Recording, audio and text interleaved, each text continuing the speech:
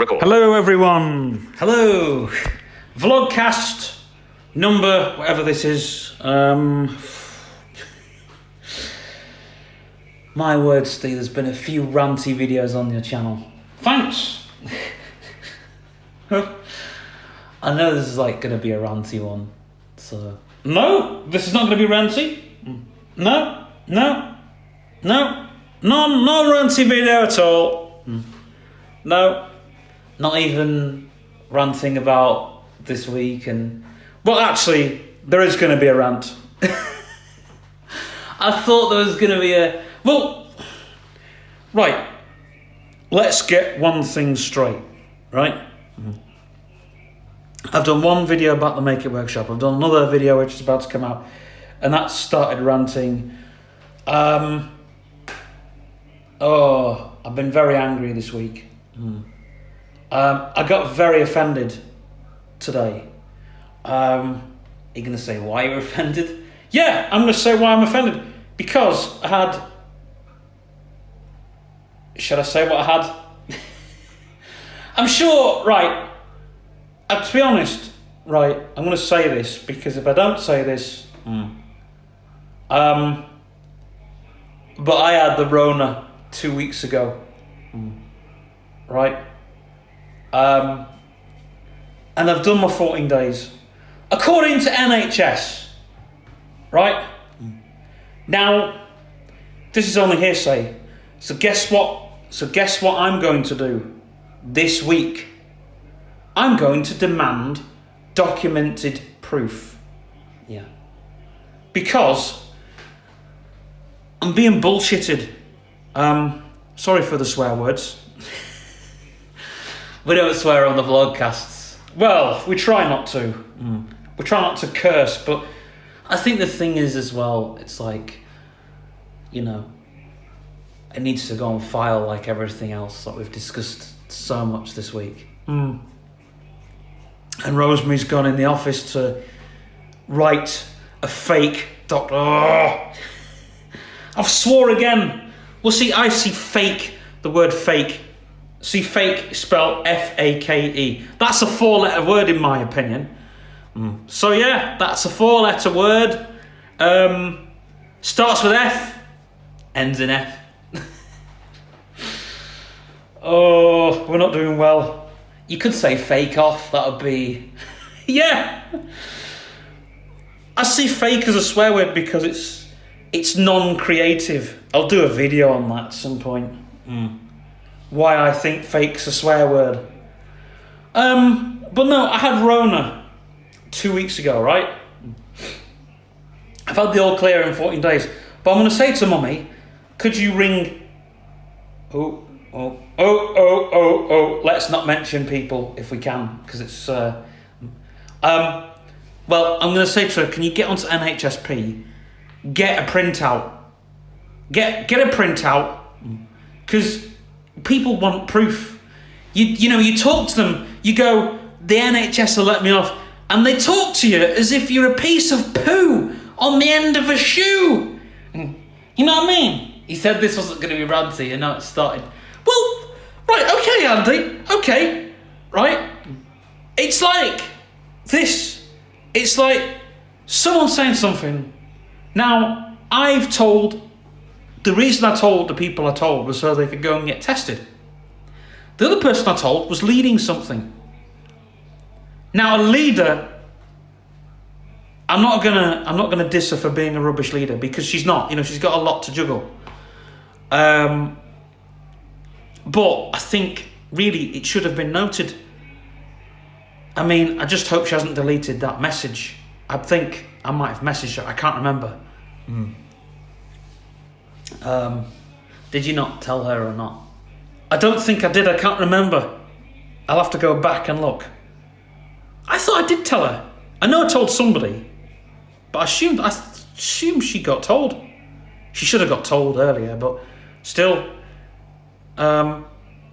So as soon as I entered the cafe, I got a bit offended really, because everybody went. You know, I went in with a mask. I wore a mask. Do you know, I wore a mask because everybody was getting offended. But what offended me was everybody just left. It's like, oh, they were here, but now they're gone. It's like, oh, frick's sake. But I thought I'd mention that because because I can, because I will, and I can. But technically, it's not, it's not upset me as much as I thought it would. It's angered me because I'm sick of the politics of it. It's like, if someone's got COVID, you're meant to get the hell out of there, right? Well, in my eyes, I mean, if someone said they had COVID, I mean, what's worse? I mean, it's like you've got AIDS, HIV, back in the day. If someone said, do you remember when HIV was going around? They used to call it grid. But apparently, there was people that had HIV, they were HIV positive, and as soon as someone said, right, I've got HIV, the amount of people that left the room, the amount of people, I'm not kidding you. So this is why I did not want to say about me having the Rona, but I've said it now. I'm going to get some documentation to show you guys that I'm free from isolation. I need some documentation anyway for my file. And it'll stay on for a month because we have things to stay on for a month. We got things that have stayed on longer, which we need to sort out very, very quickly. But that needs going on file. ASAP, really. And as well, I think we need the documentation. Well, I'm going to request it because how long have they got it? How long does it? I think it stays on their file for like 14 days. So if I request it now, even if I have an email, because so look, I go to groups, I go to places. Please, can I have that ASAP? Please, please, please, can I give it them? Because people aren't going to believe you. This is my way of thinking it. I'm going to say, look, just to show you, and I'm going to walk in there with my mask on, and say, look, just in case you're still frightened, I've got my mask on. There you go. There's extra reassurance. It's like if you're driving a car with that seatbelt on, and oh yeah, well, there's a thing. I mean, this is the thing. But technically, I'm against masks, but I think if it's like, if they're the person that wants an extra safety harness told onto, then I'll put the mask on. Needs cleaning, actually. But oh gosh.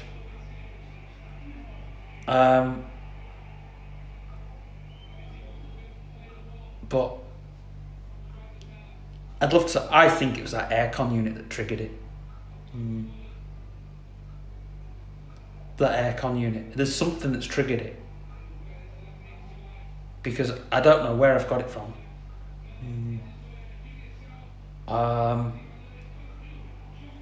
But hey, and there's people that don't like my beliefs either. So I did offend a few people today with a few things. It's because you're very sort of open-minded, but it's like, oh well, it's you're young and that, and I'm like, yeah, but there's young people that have died as well.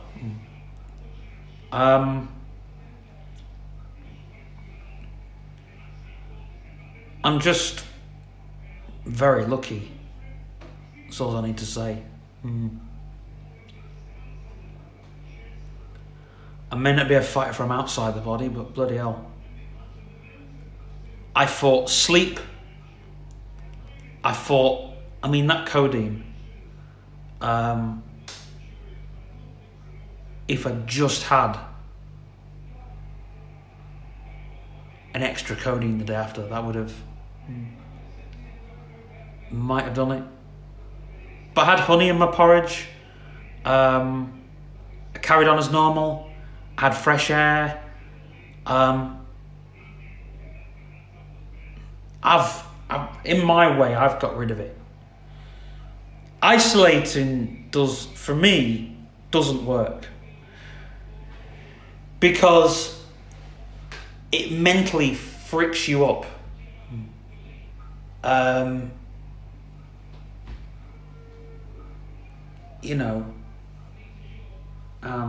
I've seen what it's done to people.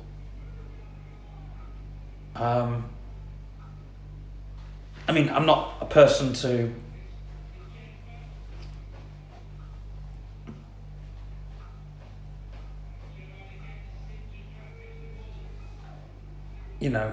do anything like that, but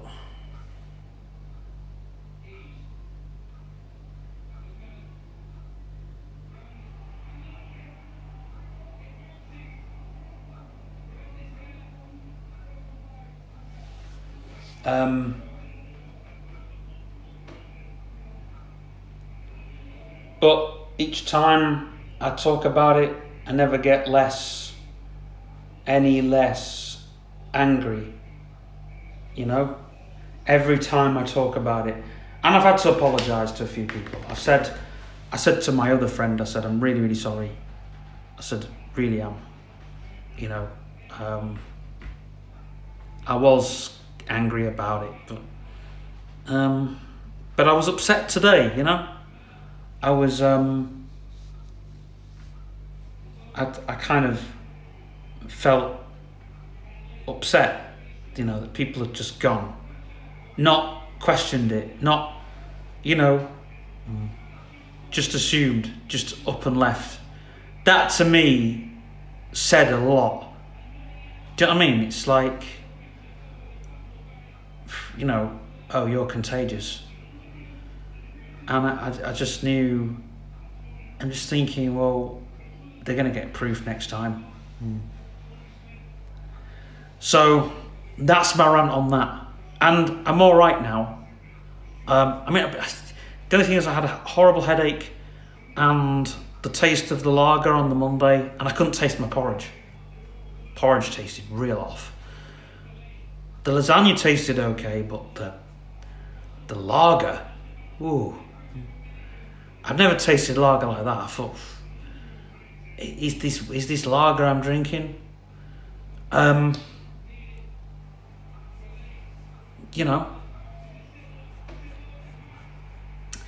But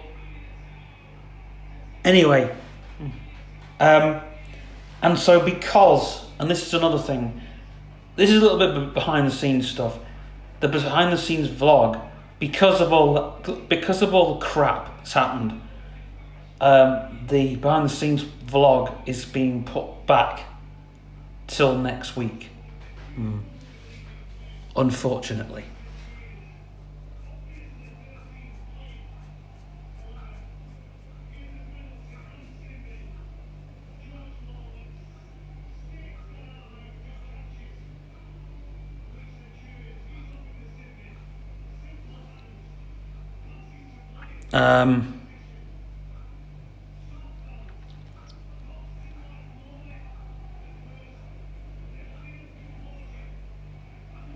So that's what I want to say on that. And it's being put back the following week, but I thought that you might want to watch the festival first. I believe the festival's really good to watch.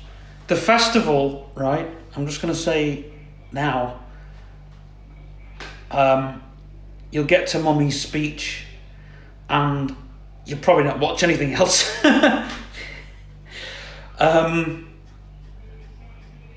But I might as well put the whole lot in. There's even a bit where the storyteller, the the Pilgrim Storyteller, but I only filmed a little bit because I found out she's got her own channel, and I didn't really want to put her stuff on my channel, so there's only a very short abstract of what she does, but it's good stuff. It's all good content. But yeah, so the Pilgrim Storyteller, filmed her very sneakily, filmed Mummy very sneakily, because I was cheesing Mummy off with the camera, as you do. So I had to film her very sneakily, very quick, on low battery, wasn't it? Yes. Yeah. And didn't you leave the tent or something, or? Well, yeah, I left the tent to find a charger, and then I luckily had enough power and space and everything to film the Pilgrim Storyteller. I also filmed 2 violinists. No, a violinist and a mandolinist. But I just want to thank Sarah for inviting us down there. But I'm happy to do anything. I'm happy to go down and do another vlog down there if they want. Because, I'm happy to do all the promotion for them. It's the only time when I feel comfortable talking about my faith, because the way I believe is very different. It's very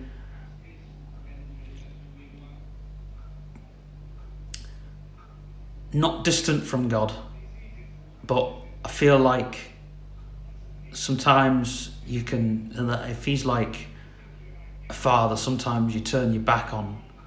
I'll do a talk on it, but I feel sometimes you turn your back on somebody. Sometimes you turn your back on the people you love. Sometimes, and sometimes I know God's there, but sometimes I turn my back on him. I understand that the devil's trying to do what he's doing. There was a time when I nearly did let go of my faith because of, because the times, and when I'd stopped going to church for a while, and I was a bit, and I'd had it forced down my throat, a lot of it. Religion was forced down my throat at school. We went to chapel every day, we went to masses. So I kind of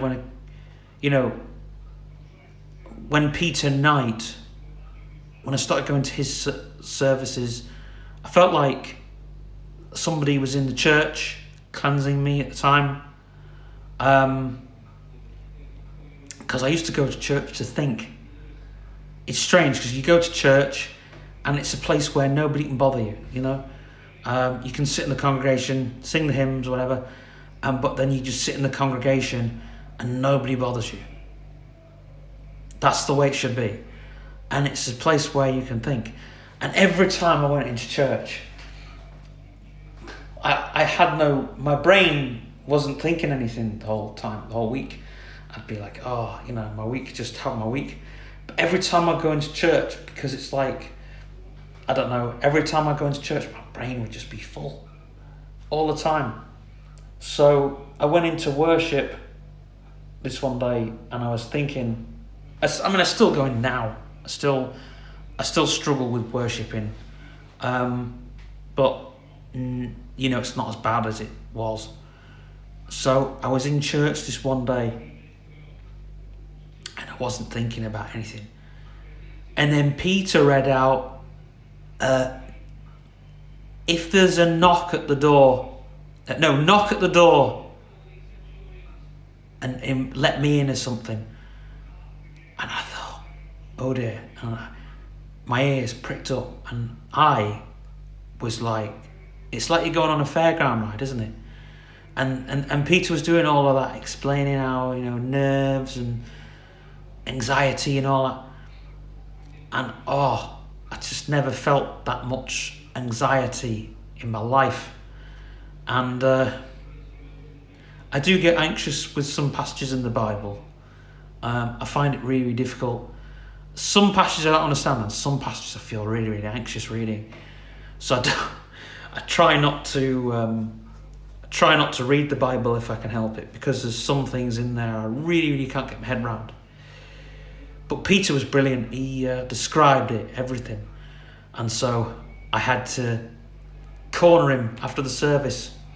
I said, Peter, brilliant sermon there, mate. I said, but I just want to say, you're brilliant, and you explain everything well. I said, but I was really nervous with that passage. And he goes, oh yeah, mate. He goes, but he said, that's, if you're letting God into your heart, that's how it should be. And so I walked away from that service thinking about a lot of things. And then Peter left and Michael Aguchi came in the church. And stuff happened, with my faith. But now, this weekend, has been like another door has opened. I won't say another door, but I find it difficult in the church to have an experience, people crying, but this weekend I've had the things that I've wanted to have are there. It's like, imagine somebody gives you a box and they say, right, you can take anything from this box. Like you come to this weekend and say, right, we've got a box here in the middle of the floor, and anything that people want to know about God or worship or anything, it's all in this box. Take it with you. So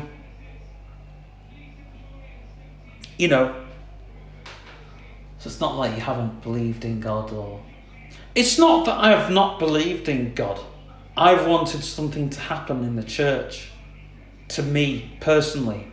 I had a dream that we were all sat in the church and Michael Aguchi was at the front and we were all doing this. I wasn't at the drum kit, I was in the ministry, and everybody was making all this this sound, this all that type of sound, and this all this business, and suddenly this wind came in the church and we were all moved. I thought, I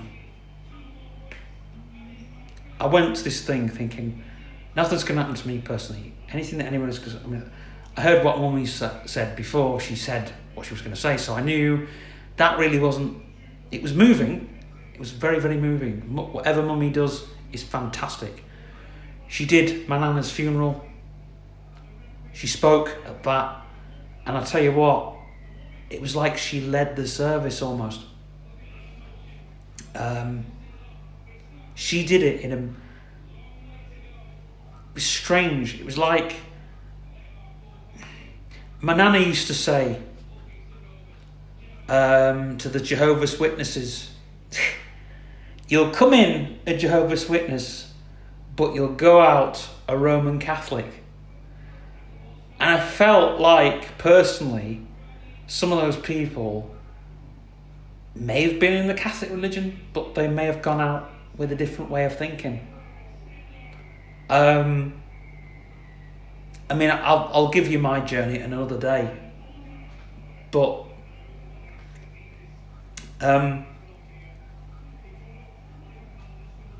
Mummy spoke on the Saturday, and he felt moved, and I felt moved. I felt like 9:46 p.m. I felt like, I felt, what's going to happen to me, Anyway, this storyteller came and she did all the kids' stories. And I thought somebody else was going to do the adult stories. Anyway, she stayed, and did these adult stories, and she told a couple of stuff from the Bible, and then she told this story, which I'm not going to tell because might be on her channel somewhere, but it's something that happened.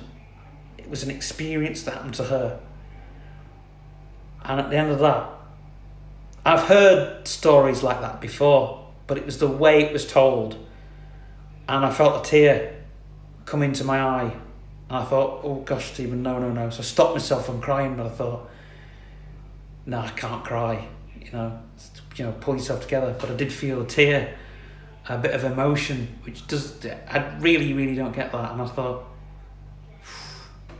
she was brilliant, absolutely fantastic. And then she told another story which was moving, which again is on her channel, but I'll tell it, a little bit of it. So it's about this woman who has a kid. It's called Beautiful. So it's about a woman who has a kid.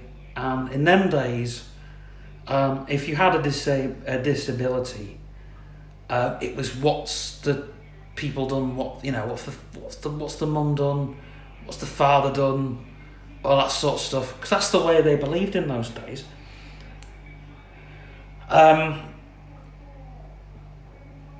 And so this kid, she put him by the doorstep. She kept an eye on him. Anyway, the time came when she passed away. Anyway, the brothers took him, and they carried him around and stuff.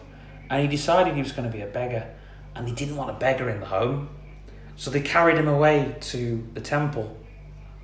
And I'm not going to say what happens next because it's on the Pilgrim Storytellers channel. It's called The Gates of Beautiful, but I'll just say that much. You're giving extracts, I am, but that story touched me. Again, I've heard that sort of stuff before, but to me it was like, I don't know, the message was for me about conformity, about how people were more conformed, and they took him to the temple, and he tried, a person with a disability tried to conform to the ways of the world. He tried, and Saint Peter was like, hold on a minute, I'm going to cure you. Because you're special. Political word. But I'm going to cure you because you're special. So he cured him. But there was more to it as well.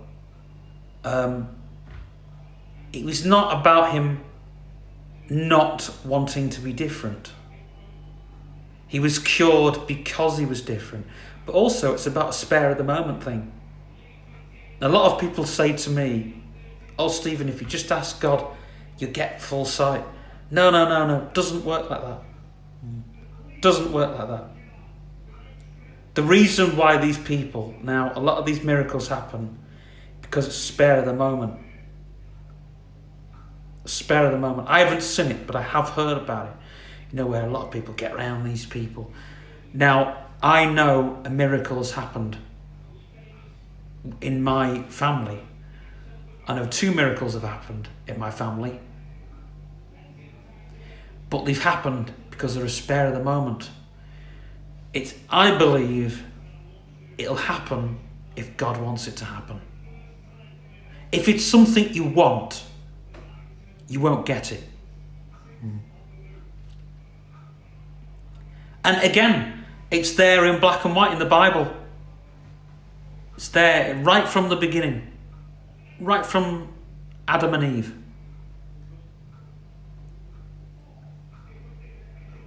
He gives...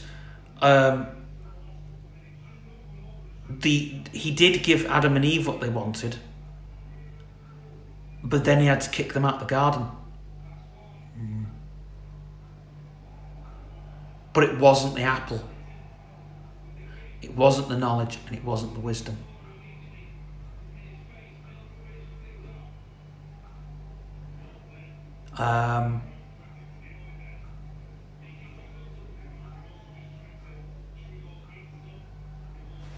You know.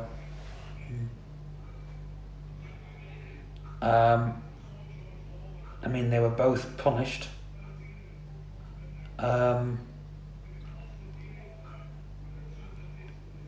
But also, you know, you look at the times of Noah. You look at the times of Noah.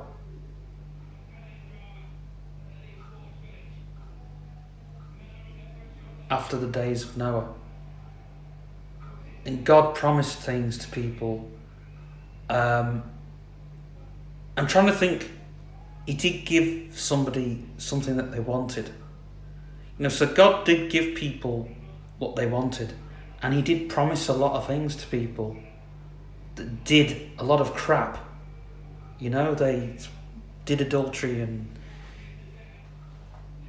you know, but God punished them, but gave them what they wanted. He even gave the devil what he wanted. That's a bit of food for thought, but he even gave the devil what he wanted. Yes, he punished him, and burnt him in the fire and all that. But it even says, you know, all he needed to do was ask for forgiveness. Mm-hmm. But you see, the devil didn't want that. The devil didn't want forgiveness.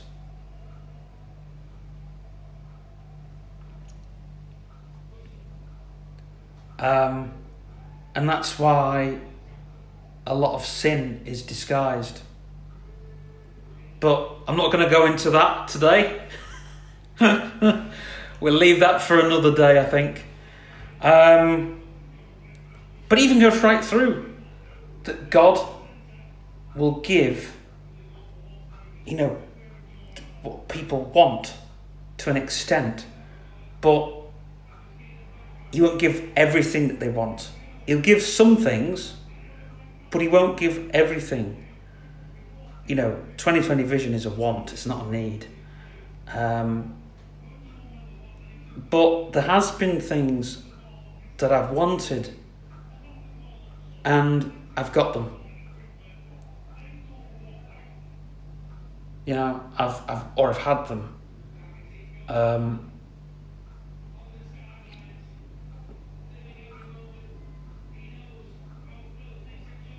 You know, and I think God's wants are very different as well, again, and God's needs are very different. You don't think that God's got wants and needs? He has. But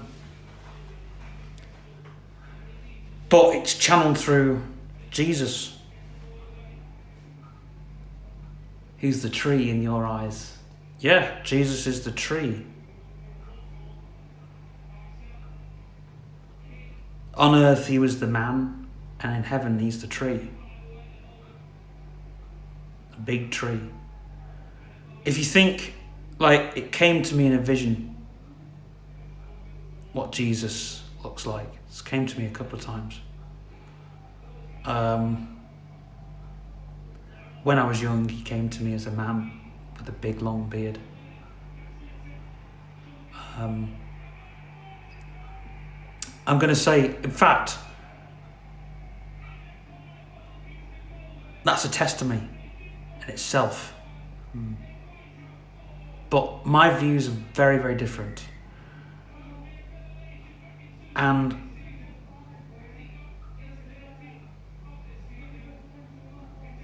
I feel like we've all got baggage, haven't we? But I've got baggage of my own. And I think to go that deep in into what you believe and what you don't believe, sometimes you end up throwing yourself into the fire. Oh gosh! You said you weren't going to go that deep, but... Well, Andy, what do you believe?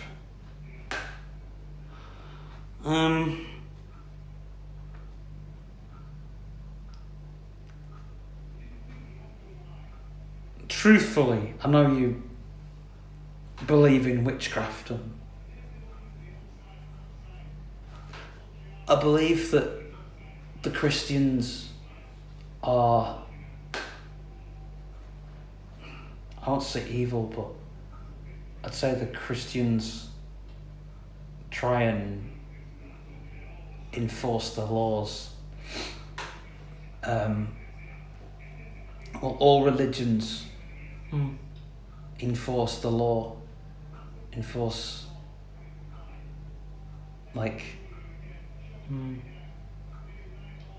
you know, that's why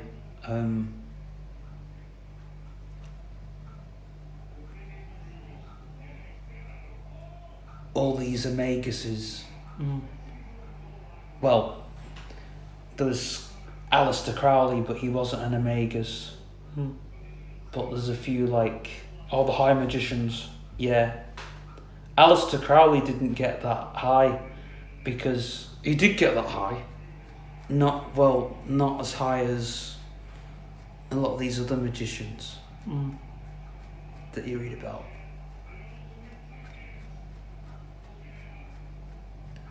Because Aleister Crowley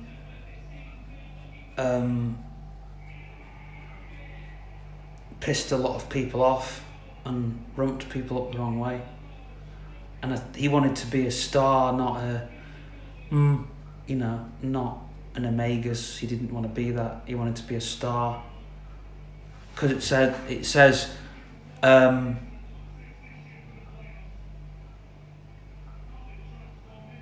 do what thou wilt will be the whole of the law.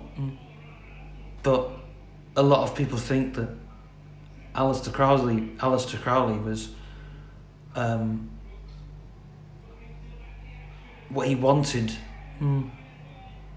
was a new way of religion. But he wasn't listening to what was in his heart. And that sort of killed him spiritually in the end.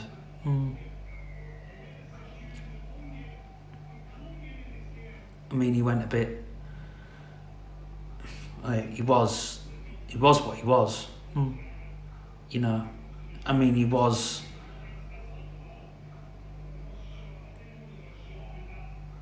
everything and anything, but he wanted to become a star.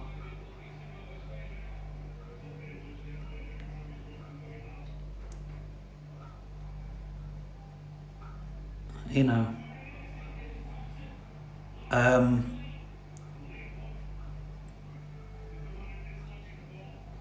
but I just think that a lot of these, like, a lot of these religions are based on law. You know, if you're in this religion, you look up to these laws and so on. And it's like, do you worship these gods and you actually look up to them? Yeah. Like, my auntie was a Roman Catholic. And their church is so screwed up. Oh gosh, yeah. It's like, they talk to the dead, Catholics. They do. They do. They pray to Mary, don't they? No offence. The Catholics believe the statues come to life. Now, when you ask a Catholic, they'll go, no, they're just statues. But if they're just statues and icons, as they call them, why do they kneel to them? Yeah, and there's rituals they do for certain statues. Like, they have the head statue, don't they? And they're all like following you with their eyes as if to say, no, they're not statues. WhatsApp, Stephen Kemsley, one notification. WhatsApp, now, Stephen Kemsley, how are you? But it's like voodooism. Like voodooism, they'd probably say, oh, we don't, the dolls don't come to life. And yeah, I think there is a bit of voodooism in the Catholic Church. Not, I'm not saying this to be rude, but I think they try and connect something to the statues. And I don't know.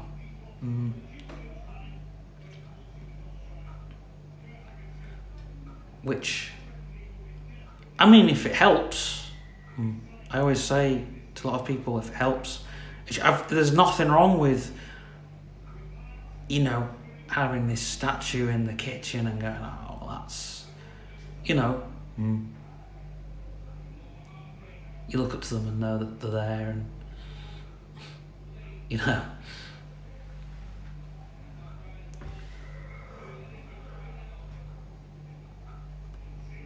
I mean,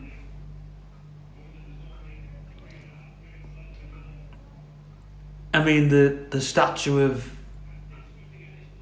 what's one of the saints that they have in the church? And they say, oh,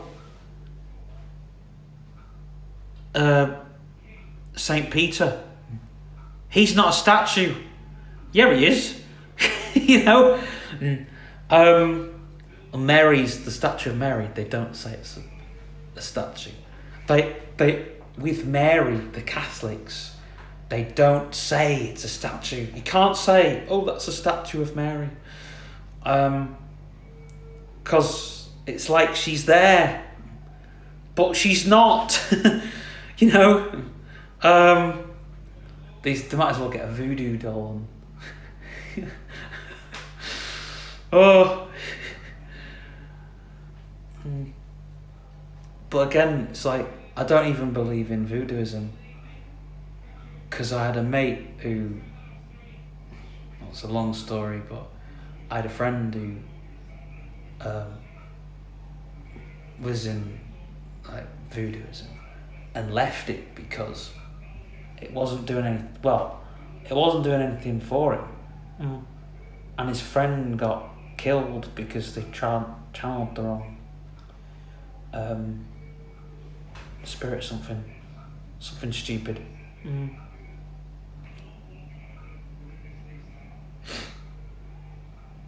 I mean, all this talking to the dead and stuff,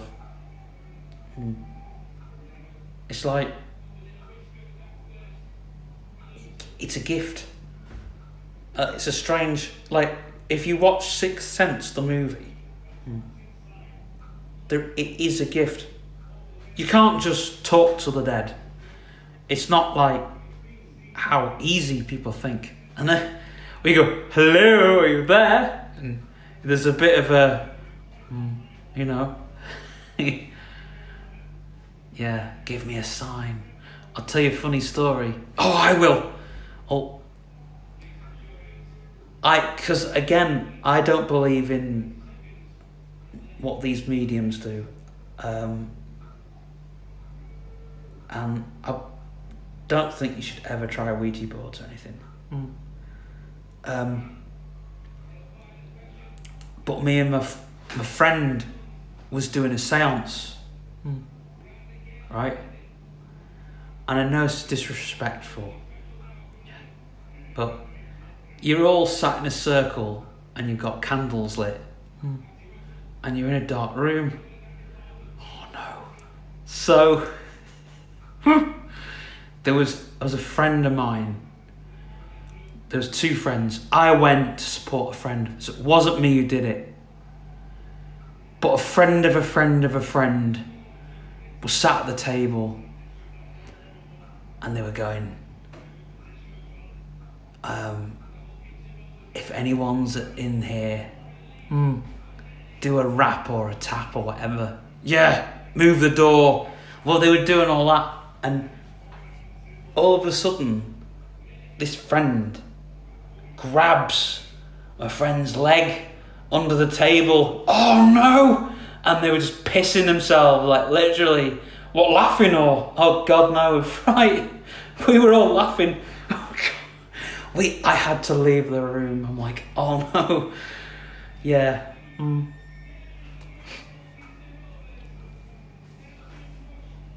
But I don't even believe in spiritualism.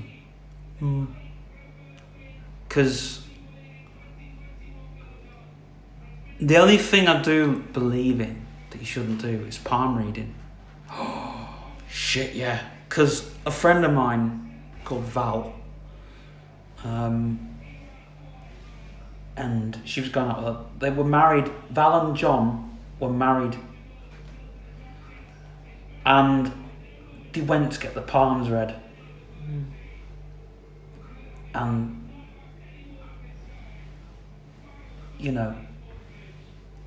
see, I don't believe in it, but carry on. So they went and got the palms read. And the woman looked at Val and she said, in 10 years from now, she said, your husband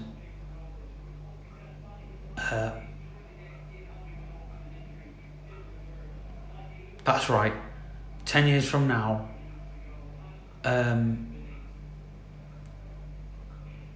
your husband's going to go through a lot of trouble. 10 years from now. And what happened was,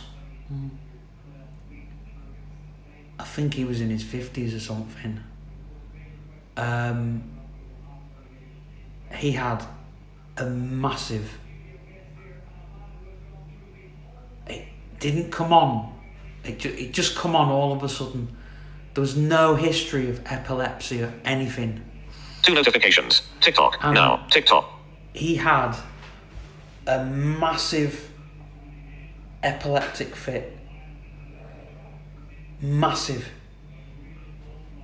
Sleep vertical line health. Bedtime reminder. Your bedtime is set for 10:55 p.m. Wind down is starting soon. Bedtime. Let me just check the time. TikTok. Now. 10:09. Audio. Yeah, I'm gonna... Passcode 0. 4. 7. PQRS. 7. PQRS. 8. TUV. Mic trigger. Mic lock. Finish recording. Mic lock. But mic lock. Mic lock. So, it's one of them things that happens, isn't it? You don't expect it, and then all of a sudden, life just kicks you in the balls when you're least expecting it. Anyway, we're going to finish this vlog cast here. I might carry on. Yeah. Mic trigger. Mic lock. Finish recording. Mic lock button is on. Oh well, if we said we were going to finish it, we might as well finish it really. Or we're going to carry it on as a DVD extra, but we'll just say if you don't want to listen from here, this is kind of the end. But we've kind of gone really, really heavy on religion terms. Tomorrow, I'm doing a midweek vlog. Creative thoughts tomorrow, because I'm not doing it Friday this week because a lot's happening on Friday. Thursday and Friday, a lot of stuff's happening. So there's going to be... Well, I'll do another sort of offside vlog on Friday. I've also got... I might even do a story time video if I can't even think of a vlog type. I might do it in a vloggy sort of way so people can just listen. Because I know you guys listen and enjoy. I've done 2 videos on the Make It workshop. Yeah, they were very interesting. Yeah, well, I don't want to be horrible to Sean because he's done, Sean doesn't know me and I don't know him, and that's the best way it should stay, really. That's the best way. But the way he runs the shop is very, very different to how Ray runs it. Ray now runs the bike shop. Or he basically hides in there and works on the bikes, but, it's like you're doing the marketing instead of XCOM, instead of...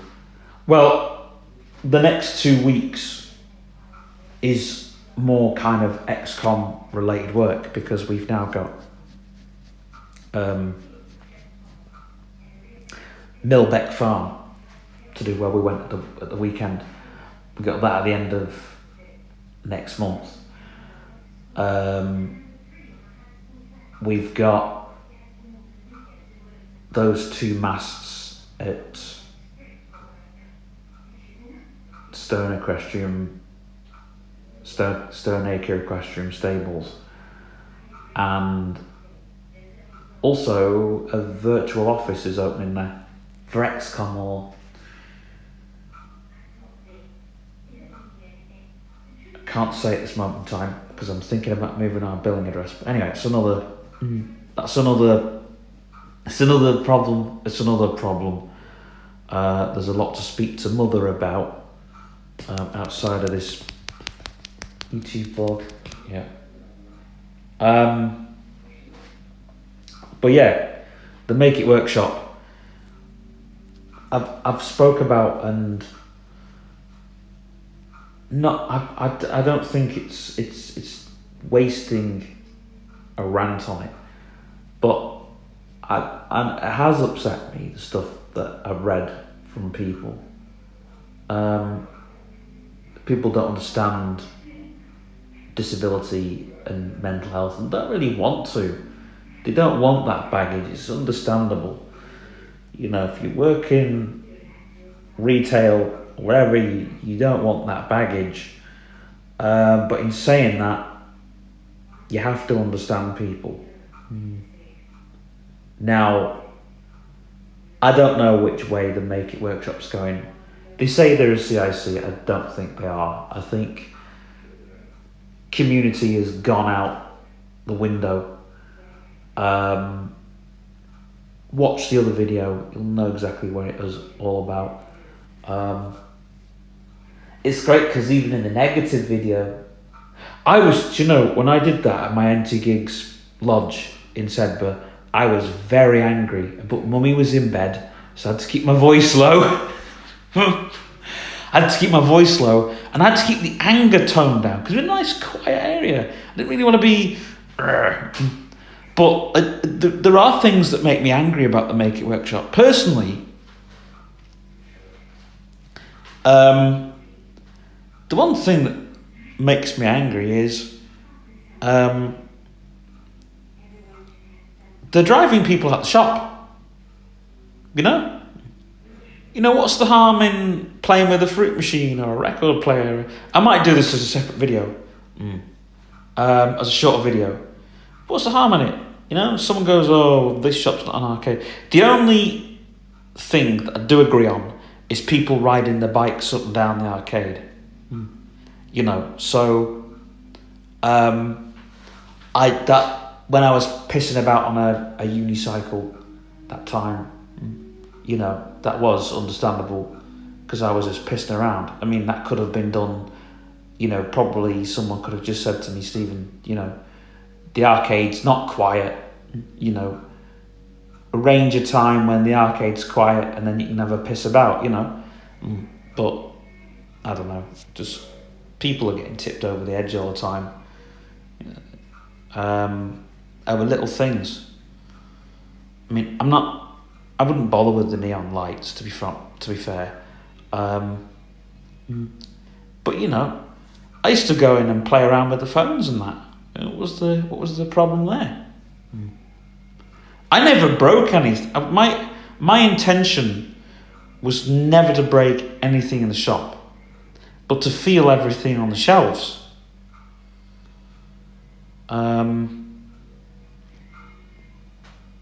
And if you don't want people to feel or touch anything, you should put a rope around it.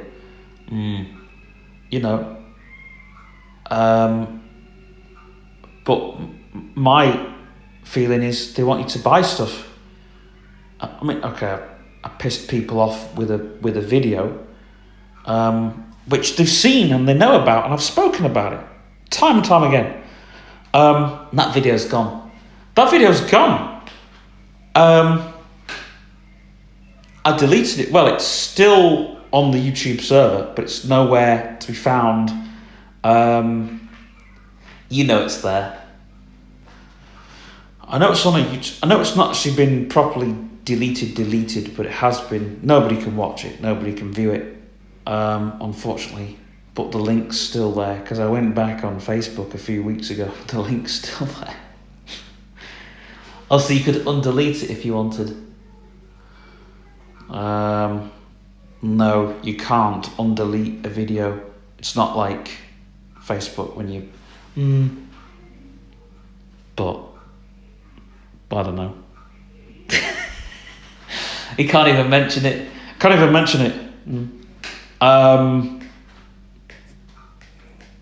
But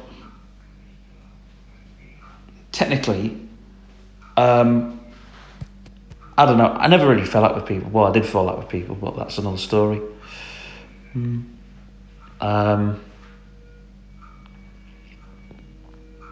But if you go and watch the video,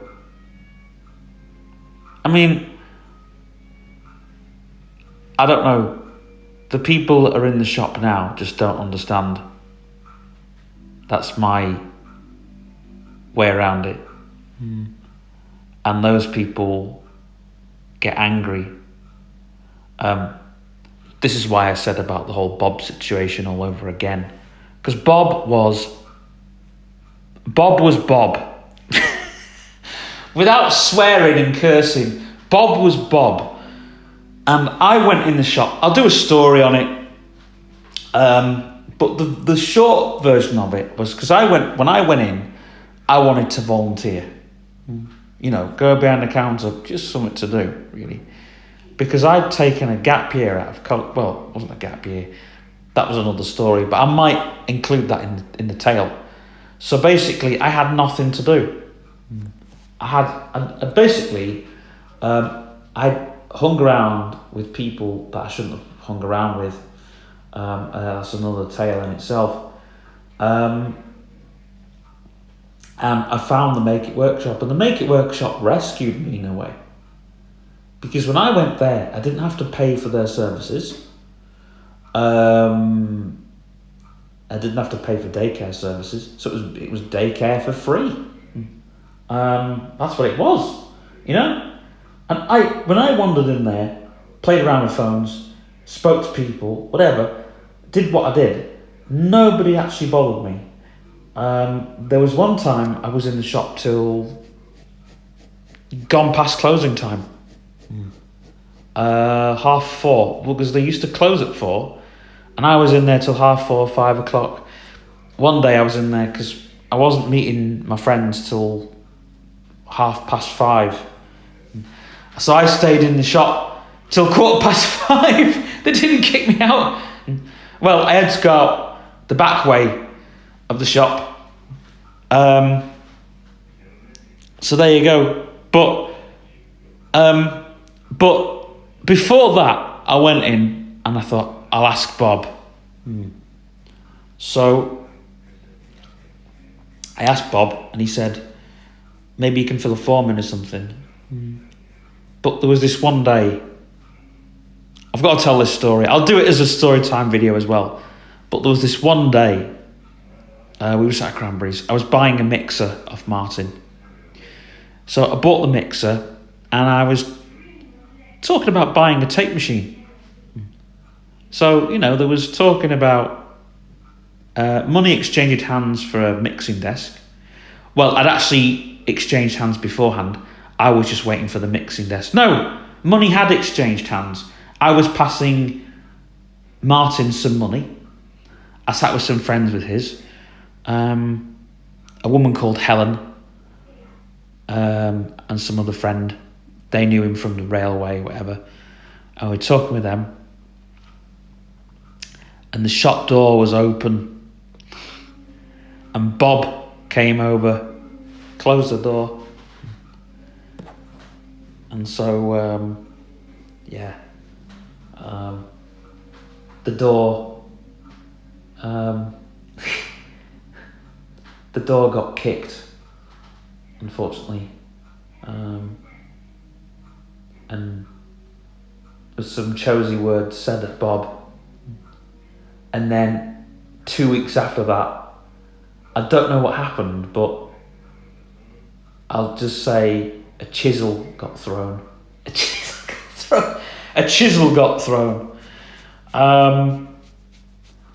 But I might not tell that story because I don't know the ins and outs of it. But yeah, but I just knew Bob was a bit of a, he wanted one thing and Ray wanted another. I said that in the video, so I don't need to say that again. But you knew that before you entered the shop, and yeah. But apparently, when I started the shop, Bob left and never came back. So I started, and I was like, "Oh, Bob's not coming in." And then I started the shop, and a month after I started, Bob had died. I was like, because that was it. I started the shop 2 weeks after. I'm going to have to tell this story properly. 2 weeks after I started the shop. So they just got me an amp and speakers and all that business. And I was in the shop. And I said to one of the volunteers, I said, "Is Bob not coming in today?" "Oh, Stephen, have you not heard?" "No." "Heard what?" "Bob's passed away." I'm like, "Bob's passed away? When?" It was literally a week as I started the shop. So I started, and Bob had popped his clogs. But there were people who worshipped Bob. So I have to respect that, unfortunately. And when I do the story, the Bob story, I'm going to have to respect the guy in some way. Because I personally never had a grudge with him. Personally. The only personal thing that I had with him was he didn't like certain people. And there was a bit of feud that went in. There was a bit of politics that came in. And that was even before our friend started the shop. Because wasn't Lisa there before you or something? Yeah, well, Lisa started a week before me. Lisa started 2 weeks before me. So she was bringing people in. And then Oscar started, didn't he, after you? And yeah, Oscar started... Well, that was another story. Yeah.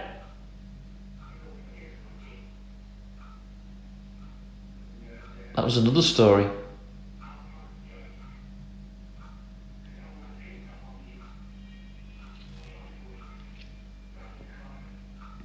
Because didn't Oscar buy you a Coke or something? Yeah. I've got loads of stories like that. The story of Oscar.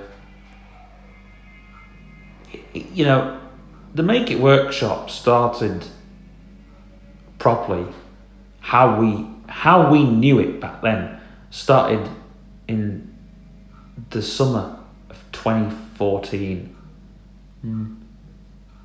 So those 2 years in the shop, and when you moved from home to home and media, yeah, I shouldn't have done that. I shouldn't have done that, really. Because that killed everything. But to be honest, I know everybody puts the blame on Andy Orton, but it was everybody. Everybody wasn't happy with their projects, me included. Me included. And when I came back to the shop as a journalist, I wanted to start Magic Silver Room. But then it was like, well, hold on. You can't make your own money. An external company into the shop. But after I left the shop, I still helped out. I still, I helped. I helped everybody, even after a feud, and even after the problem. I still went in and I nearly came back to the shop. But then the lounge folded, so unfortunately that never happened. And unfortunately, there was people in the shop that shouldn't have been in the shop. But they should have been. This is the thing. They should have been. Because communities, the struggle and the strife comes into the community. I'm not going to mention any names and point fingers, but you can't help everybody, because those people at the end of the day don't want to be helped. But you have to try.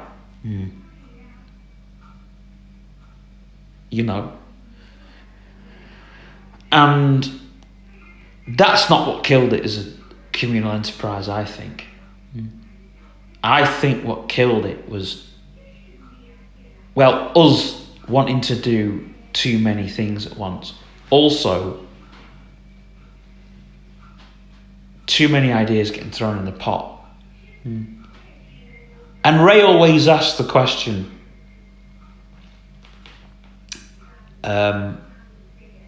Ray asked the question to us at one meeting, and it was, you've got to think of something that's going to bring money into the shop. If you're going to make money of it, fine, but you've got to,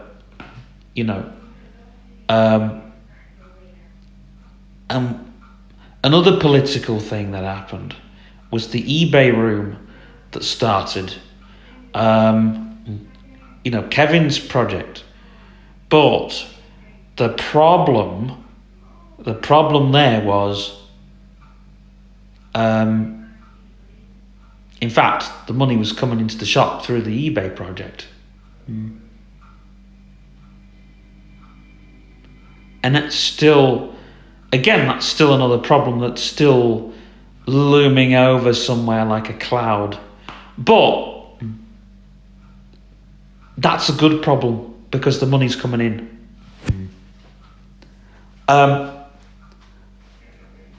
If you rewind time, Andy should have never closed Home and Media. That was a big mistake. You look back. I always say, that's the thing that every time I got drunk, I used to mention the record shop. Oh no, yeah. So if I got drunk or a bit merry in front of the Make It Workshop crowd, the record shop would come up. And you're sober now. Yeah. 8:45 p.m. You're sober and you're talking about, but, right, at the time, I was upset personally. I was offended that it was going back to Fred and George's project, whatever they were doing. But that's another tale. Again, that was very political.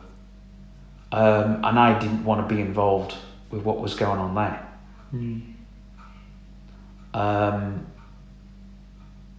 But Oscar and Chris Purcell saved that. Okay, it ended up being the lounge and la la la la la. It ended up being what it was. You know, at the end of the day, people have their own baggage. But this is the thing. Every community has baggage, right?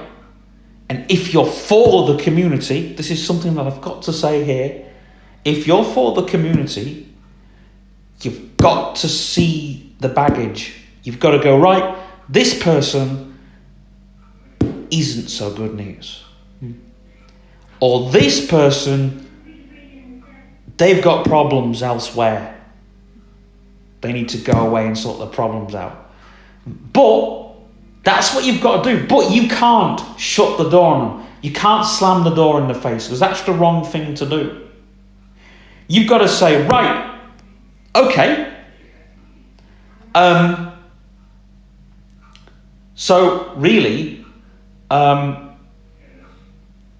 you lose work or whatever. And technically, I loved the Make It workshop in the old days. I loved it. Even when I left, I went back there. You know, to speak with people, to see what was going on. And I even helped people out. Because, you know, okay, I left, but I never really slammed the door in people's faces. Yes, I did on Facebook, but that was another story. That was why that group went on Facebook, wasn't it?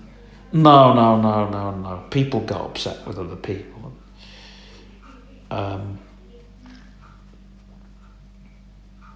mean, Ray's blocked me on Facebook. Oh dear. But this is the thing. When it comes to the Make It workshop, I just think that still, I just feel like, I don't know, it's like your home when you sell your house and somebody else comes and lives in it and they do their own thing. I feel like that's happened. You know, we don't really, I left the Make It workshop at the right time, really, looking back. But I still go back because, you know, Ray's still there with his bike shop, and there isn't, you know, and I just think the new people that have got the units, I don't know how much say they have over what. I really don't know how much say they have, but they've got power. And that was something that we didn't want at the time. None of us wanted the power. I mean, even if I'd been a manager at the shop, there's no way I'd have enforced the power. You know, the writers group, I'd have let the writers group have that space, as they were bringing money into the shop. My project wasn't bringing money into the shop, but in fact, when I converted cassette tapes for my anti-gig, and other people, there was somebody else I converted cassette tapes, put it on CD. They paid me money. I remember they gave me a tenner towards the CDs. I gave a bit of that to the shop because I was using their space and I was using, you know, their facilities. So it was only fair to give £5 to the shop. And I remember Lisa came to me that time. She said, "Oh, thanks, Steve." And I did it a few times, you know. Well, there's some money. It'll go towards the shop. So I threw my money at the Make It workshop a couple of times because I was well into their projects. I wouldn't throw my money at it now because I don't know what Sean does. I don't know what his ideas are, and I don't know what John's ideas are. They come from backgrounds where, they come from the hierarchy. So they've learnt the real trades. John's been on bargain hunts and all of that with with his stalls and things, and he knows the trade.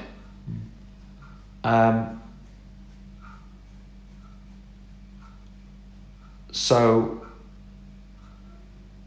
he knows what prices on what.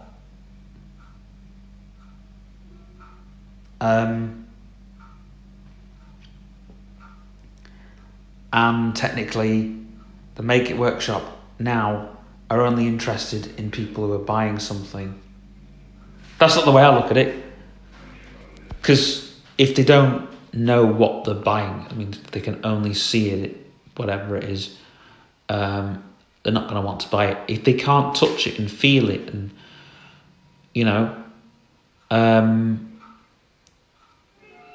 they might not want to buy it. I bought a phone through the shop. I got given a couple of phones through the shop. There's lots of things, but I always helped people out. I've done stuff like look after Ray's shop, and I've looked after the Dalek. You've sat in it, haven't you? I've sat in it, yeah. I've sat in it. I've not driven it, but I've sat in it a couple of times.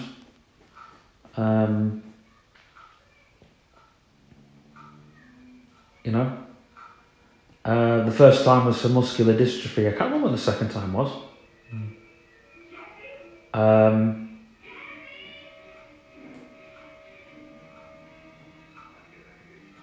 What was the other thing I did for the shop as well?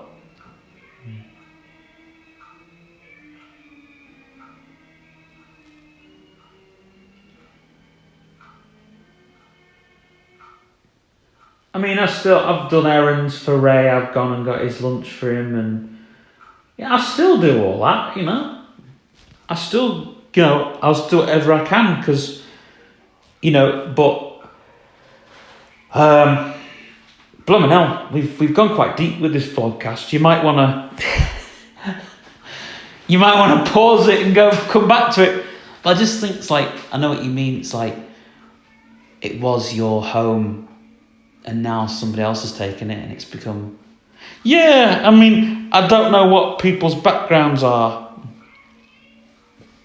but they think in the way of a business, this is a staff area, and this is a community area. And all this kind of thing.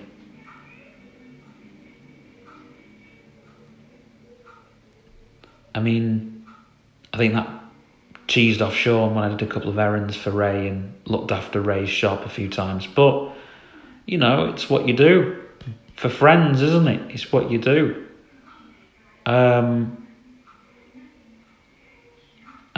If Sean asked me to look after his shop for a bit, I'd still do that, because at the end of the day, somebody asks you, you're from the community. Yeah, I'm from the community. Can't work the till, but there are things I can do, and those things I can do are pretty good. I can talk to people. I can get people. The units haven't changed much. The stock's probably moved around and stuff, but I don't think the actual shop itself has changed. I think everything's in the same place. The only shop I don't know my way around is the Bohemian shop pretty well. I know how to get to the little room where the fruit machine is and that, but I don't know how to get to any other bit. But I know my way around the other units because, like I say, I used to work in I used to work in the Make It workshop.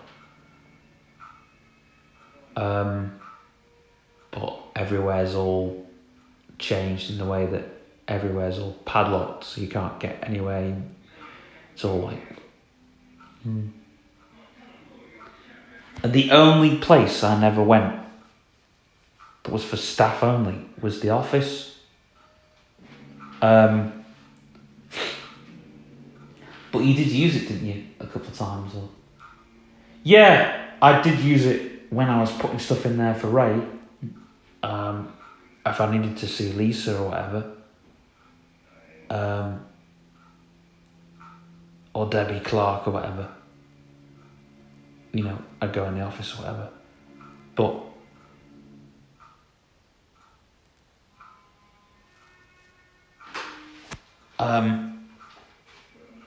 But we used that upstairs bit for a little while. You know, we used the desk and sometimes we used the table.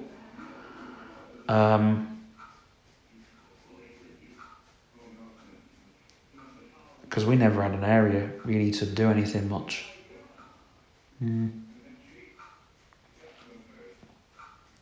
When the writers group were in, I used to go in Fred and George's shop. And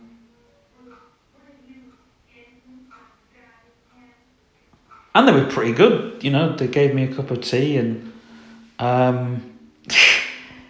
they even, I think George, he was a bit of a dictionary because I'd ask him for spellings and what does this word mean, and so he was brilliant, you know. That's going to get released this week as well, the Magic Silver Room portfolio. Look out for that on YT.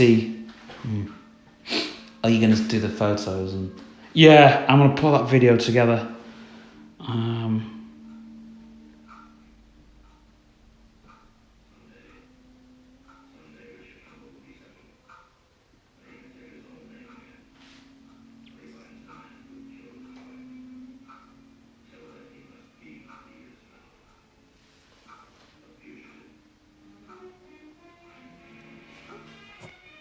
PM.